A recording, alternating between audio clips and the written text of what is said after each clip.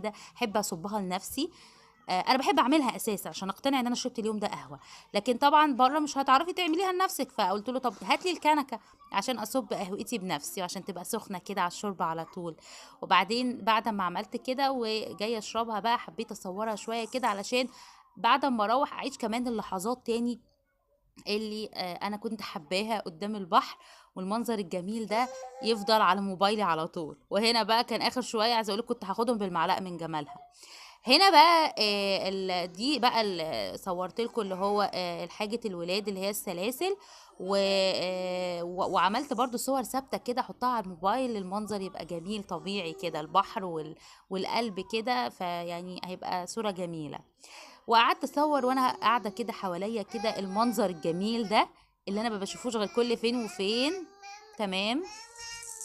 إيه يا صُهيب؟ إيه يا صُهيب، ماما إيه يا صُهيب؟